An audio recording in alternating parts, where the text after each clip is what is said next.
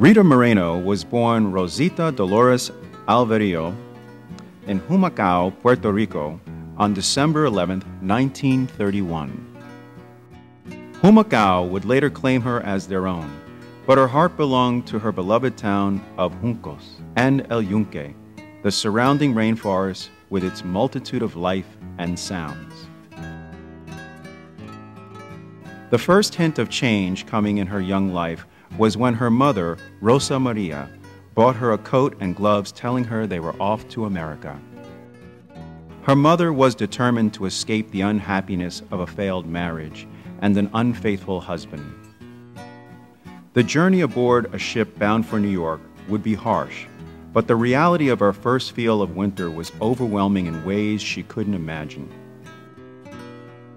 Their first home in New York was a building on Mohegan Avenue in the Bronx, a home they shared with 12 other immigrants. Eventually, her mother would work several jobs, including one as a seamstress, and the two would move to their own apartment in the Washington Heights section of Manhattan. Little Rosita loved to sing and dance, and at the age of 6 began taking dance lessons with Paco Cancino, a dance instructor from Spain who had also taught his niece, the glamorous movie star Rita Hayworth, how to dance. At the age of 9, she had her first performance in a Greenwich Village nightclub. It was then that she realized that this is what she wanted to do for the rest of her life. With costumes sewed by her mother, Rosita began performing at bar mitzvahs and weddings. She was even hired by the USO to entertain troops on the docks as they prepared to ship off for service in World War II.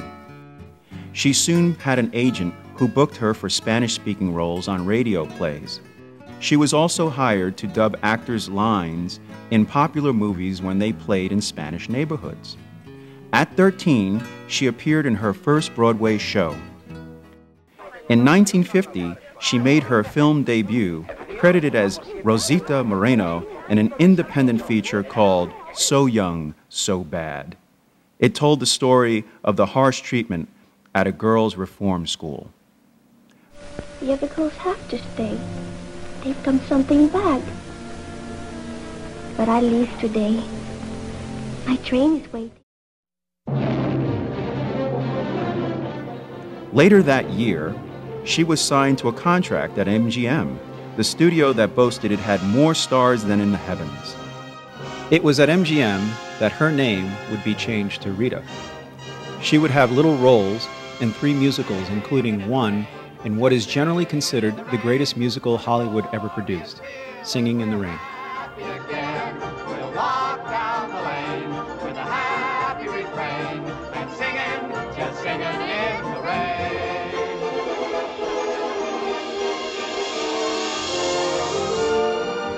rain. Movie parts for the actress quickly dried up as she was dropped from the studio. She would later be signed by 20th Century Fox, mostly because of a Life magazine cover she appeared on. Studio head Daryl Zanuck exclaimed, "Who is that girl? She looks like a Latin Elizabeth Taylor."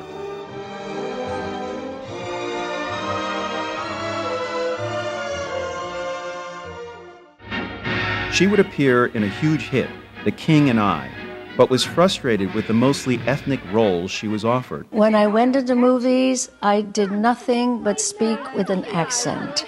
It used to just drive me crazy. They were, of course, all the same accent, because I don't know how an American Indian girl speaks. I played lots of those.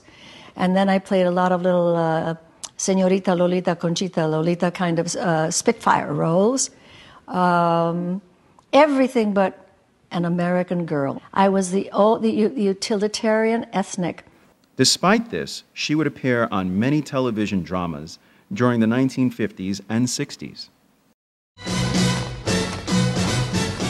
In 1961, one ethnic role that she embraced was the role of Anita in the film West Side Story. It would become her seminal role. I auditioned the acting scene, and they liked it a lot. And then they wanted to see what I looked like on screen. I got a message for your American buddy. You tell that murderer that Maria's never going to meet him.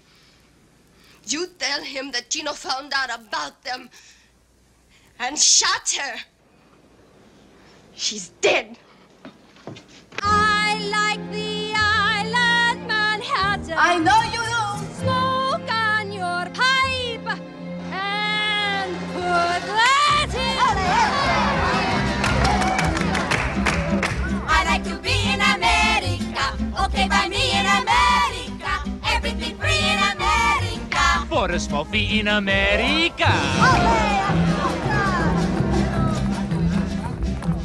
Buying on credit is so nice. One look at us and they charge twice. I have my own washing machine. What will you have, though, to keep clean? Skyscrapers bloom in America. Cadillac zoom in America. Industry boom in America. 12 in a room in America.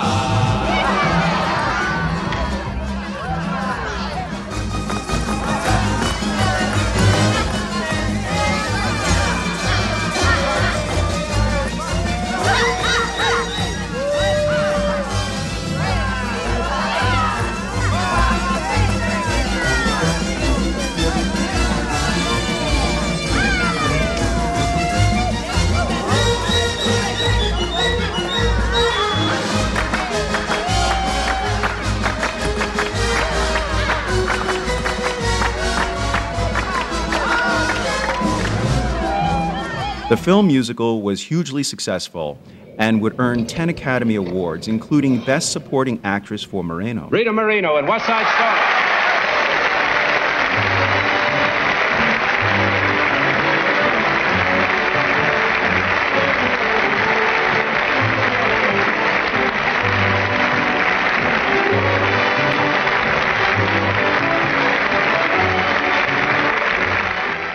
All the accolades didn't help her film career much. Movie roles just weren't being offered, so she traveled to London to appear in the musical She Loves Me, a show on London's West End. In 1963, Moreno was among other celebrities that traveled to Washington to witness Martin Luther King's I Have a Dream speech. She has also lent her support to various causes throughout her life. In the late 60s, she would act in several films, including one with Marlon Brando, with whom she had had a tumultuous 7-year relationship. In 1965, she married Dr. Leonard Green. The couple would have one daughter and be together until his death in 2010.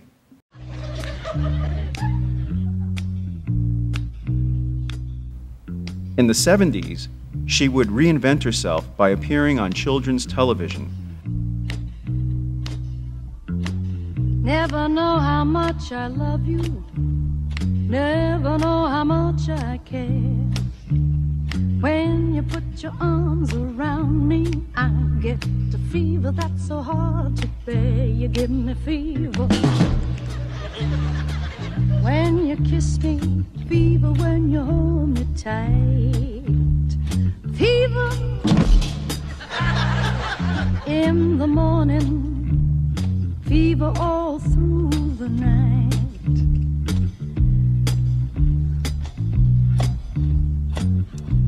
Oye, buddy, nada más quiero decirte que no se debe hacer eso. It's not nice. ¿Entiendes? Mírame a mí cuando te hable.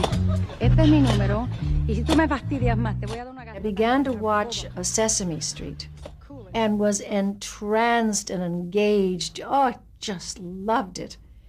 And when I was asked to become a member, a permanent member of the cast of the Electric Company, I didn't hesitate.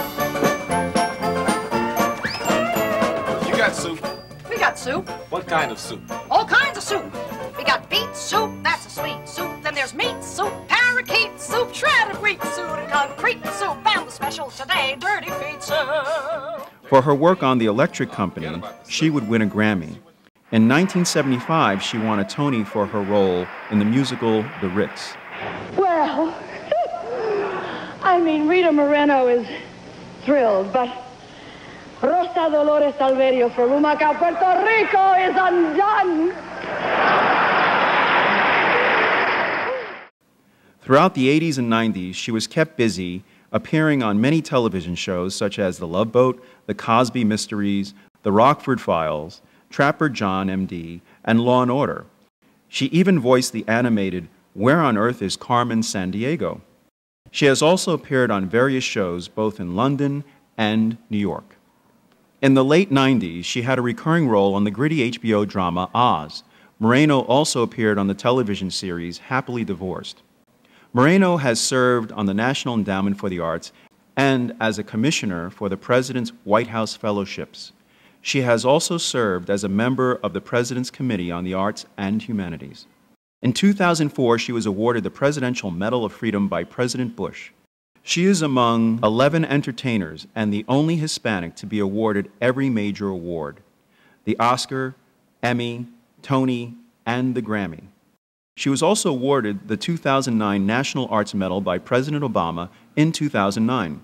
In 2011, Moreno performed the show entitled Life Without Makeup, a look back at her long career.